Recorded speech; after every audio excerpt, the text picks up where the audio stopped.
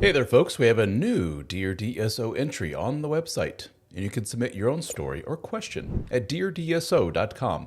That's deardso.com. Just fill out the form, and if your story or question's a good one, I will create a video out of it for the whole world to see, or for the podcast listeners to listen to on the Dad Starting Over podcast. Listen to it on Spotify, Apple Podcasts, or wherever you may listen to your podcast.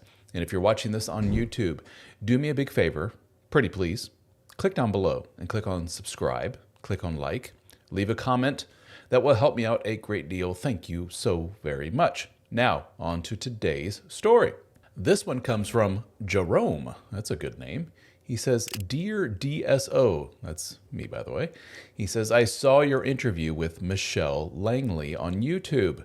That was really good, but also very depressing, he says. Let me pause there. Michelle Langley. She is the author of Women's Infidelity, Part 1 and Part 2, two different books that you can buy on women'sinfidelity.com. I did an interview with Michelle on another YouTube channel and podcast called Help for Men.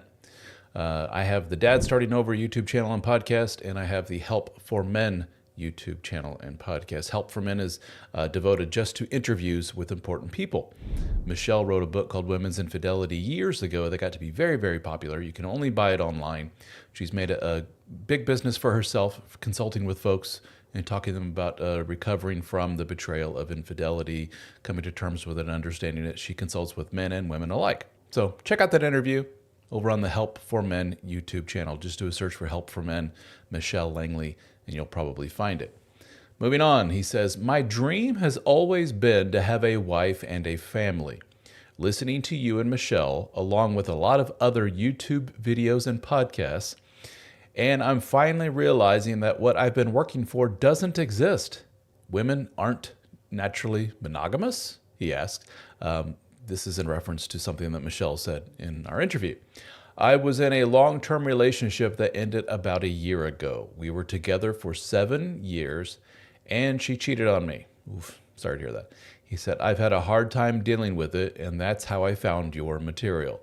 I'm leaning more towards not marrying, but that makes me feel depressed. My entire life has led up to the point of starting a family at this point in my life. Oh, so you're saying you're at a certain age where you should be having wife and kids. Got it. And that's the end of his message. So Jerome here, by the way, Jerome, thank you for reaching out. I appreciate it. And I can totally relate to, and I think a lot of guys can relate to your sentiment here, which is when you kind of peer behind the curtain, so to speak, to use the vernacular that a lot of guys use to borrow from the movie The Matrix. You took the red pill, meaning you finally see the truth. That what you had thought was this way was actually this way. Black is white, dogs and cats living together, mass hysteria, right? You don't know what's real anymore, especially after taking in some of my material, listening to this interview or watching this interview with Michelle on the Help for Men YouTube channel and podcast. Check it out. Probably watched my chat with Orion Taraban. I did one live stream for Dad Starting Over. I did an interview over on the Help for Men channel as well. All that kind of stuff. In addition, we also have material that's out there by a lot of ladies, not just Michelle. Esther Perel, I mention her all the time because she wrote a book that really knocked a lot of people out called Mating in Captivity. Really puts a different spin on this whole relationship, long-term relationship game, sex, and everything else. So there is an aspect to this long-term monogamy game or marriage that is most definitely not out there in the normal, I guess you could say, lexicon or popular culture speak when it comes to relationships in general. You kind of have to peer behind the curtain to see some of this stuff, but it's out there. Again, Mating in Captivity, other material. And it points to a little known fact that is women tend to have a much higher libido, a libido that is better matched to the average dude. So average gal and her libido is better matched with average dude and his libido when those two people are not committed to each other.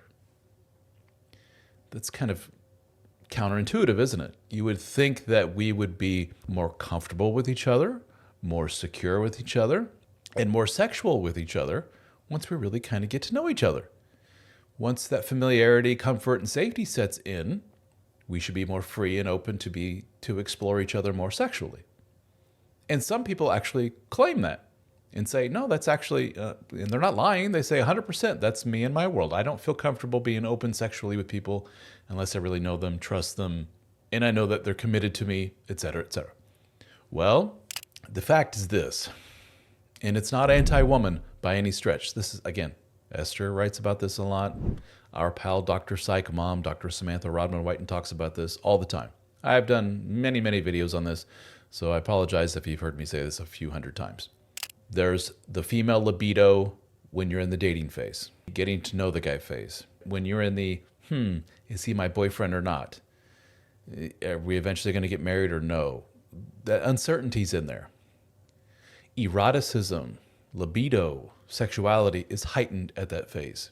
It's almost as if Mother Nature is saying, hey, you two get together and make babies. We're both really tuned into each other if we're a good match, if we really click in that way. And we get a whole lot of humping done during that time. And then when we commit and we're like, we're getting married, right? Right.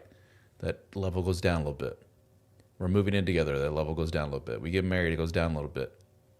Sometimes it's such a little bit that it's almost imperceptible by both. I don't know if that's the right term to use, but it's not an overtly bad thing. It's just what it is. We're busy with moving furniture and moving into our new house and planning this and planning that.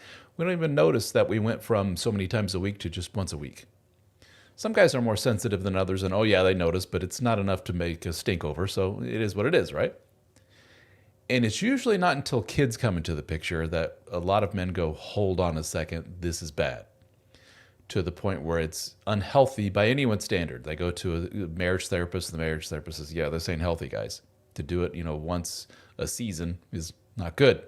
Something's going on here. Let's get to the bottom of it. And what a lot of women report is, man, I don't know what it is. I would love to want it more, but I just don't.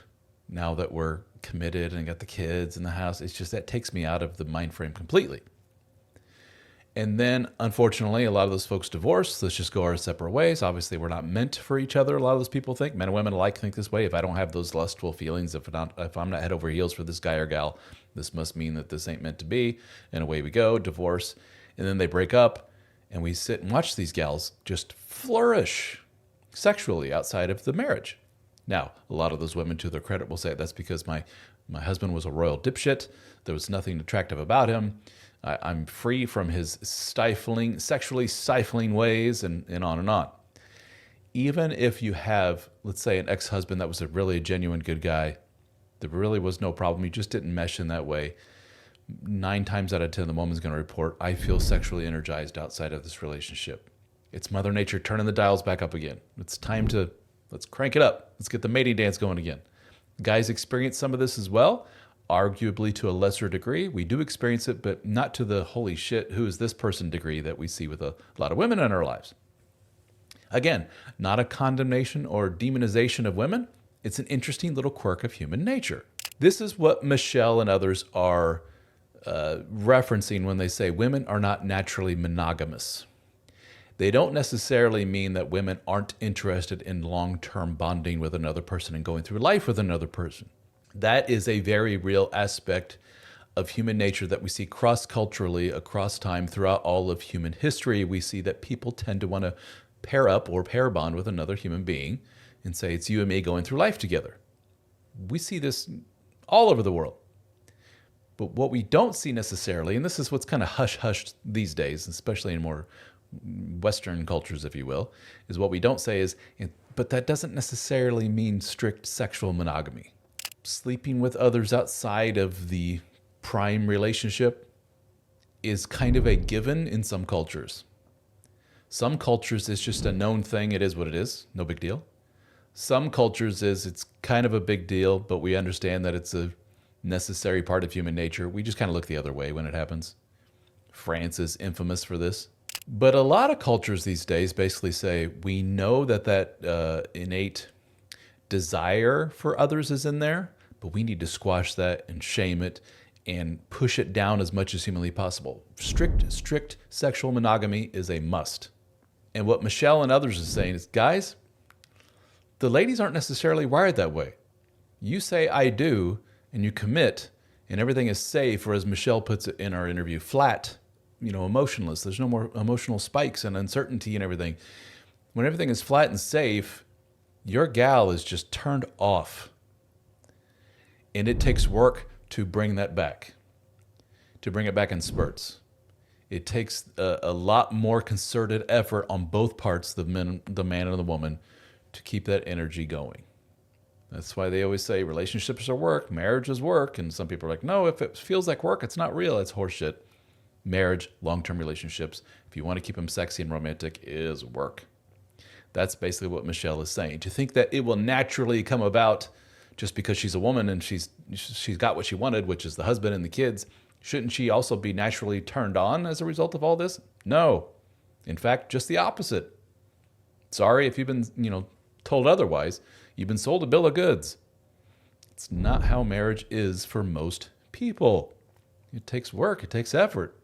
Some people try to short circuit this and do things like open marriages, like open marriages, swinging, and other things like that, which they will all report, oh my gosh, we've never been more turned on than when we do all this. But you're playing with fire. You're introducing new humans into the equation. It's not invariably, but it's often enough that we see it quite often with the people that reach out to me. It's like, we open it up, and next thing I know, she's running off with some other guy. He's running off with some other girl. He doesn't want to come home. He'd rather stay out and bang this other chick. She doesn't want to come home. She's with her new boyfriend, and divorce, and it's not fun. So here you are, Mr. Strict Monogamy, I assume. I want to get married. I want the wife. I want the kids. And here are people saying, cool, but once you do that, the sexy time is going to be, it's going to take a lot of work to get there. And some men hear all that and go, oh, well, then never mind. I don't want to do that. If that's the case, then you're probably not cut out for the modern day interpretation of marriage. And that's cool. Then just go be a bachelor. But the Jeromes of the world here say, I don't want to just be a bachelor. I want my wife. I want my kids. And I want my horn dog woman in bed. Well, dude, you can get those things, but you need a lot of luck. Number one, because it's my contention that a relatively small portion of people can pull that off successfully. And you need a lot of know-how. You need some skills. You need some tools in your toolbox, in your mental toolbox, to accomplish all that. And it's not so easy. And it takes two. You can put all the work in the world into it. You can be the most handsome, charming, lovable, sweet, but tough, alpha male type dude, as the kids love to say these days. But if you're married to a psycho, it doesn't matter. If you're married to a woman who has a lot of baggage, emotional baggage, if you're married to a woman who, God forbid, has a history of sexual abuse behind her, she was abandoned as a child, her mom and dad divorced, and she has no real good relationship with her father. She doesn't have her good male role models in her life. She has a mom who was a narcissist. She has a dad who was an adulterer. I don't know. All those things. None of that is a fault of hers at all. I would not wish that on anybody. But what we've seen again and again is that can very well have a very major impact on that person's ability to form a successful long-term relationship with others down the line. So you got that working against you, because we got a lot of ladies that have those issues out there, and men too. In fact, dude, here's the big mind F for a lot of guys. I bet you got some of that in your background too, don't you? Hence why you connected with a person with your ex of so many years. You were together for 7 years and she cheated on you. I bet if you look back, you got some issues from your childhood which allowed you to connect with such a person, which allowed you to connect with or stay connected with such a person. I bet you had issues for a big chunk of that 7 years, but you kind of dutifully looked them over, or overlooked them rather, and just, it's no biggie. And then it all blew up in your face. Why am I speaking like a know-it-all in such platitudes? Because I've seen it, I don't know, a million freaking times. So you got to figure that out. So get your shit figured out. Figure out what's going on with you. That become a more secure individual. Become an individual that doesn't really need that marriage, family, wife, whatever.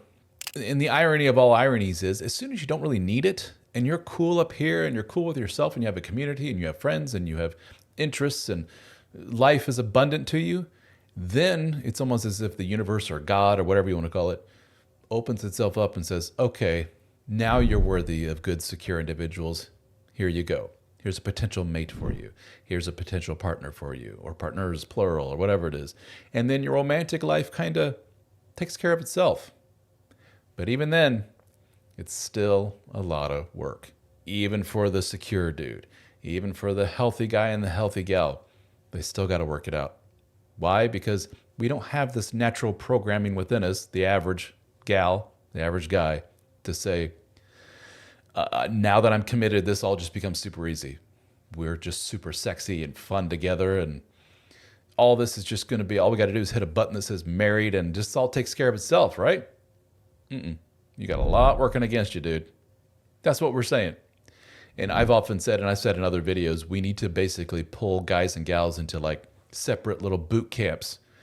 For those people that say, I want a family and I want to start a family eventually down the line, we go, cool. You're going to go to like a week-long boot camp so we can show you what this shit's really all about. Unfortunately, I think if we do that, a big chunk of the people will get up from the boot camp and just leave and go, fuck it, I ain't doing that. I had no idea this is what it was like. I thought it was going to be easy. So we're going to be left with a relatively small number of people that will do it. And fortunately, they will be more successful than if we kept everybody doing like we're doing now. Right now, we're basically telling everybody, this is the key to your happiness. Wife, kid, just do that, dude. We don't do all the other stuff like, and here's what you're in store for, and here's what you need to have innately in your mental toolbox to make it successful. Here's what she needs to have in her mental toolbox, or lack of baggage and all this other garbage. We don't say any of that. There are a lot of, not to sound conspiratorial or whatever, but there are a lot of other forces at play that on a society level kind of push us in that direction into long-term monogamy and marriage and push us into the institution. A lot of our economy is based on that. When that breaks down and people aren't getting together and making babies and stuff, a lot of systems that we have in place kind of break down. And it's not pretty. And we're seeing that now in a lot of industrialized countries where people just aren't getting married and having kids anymore. And people are freaking the F out about it. A lot of your more conservative types are really freaking out about it.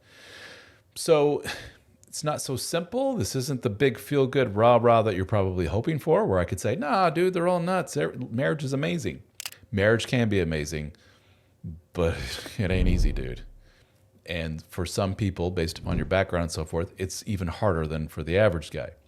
Even if you're the most secure man in the planet, it still takes two, as I often say. Got to find the right gal, got to have some luck. You both got to put in the work, and on and on and on.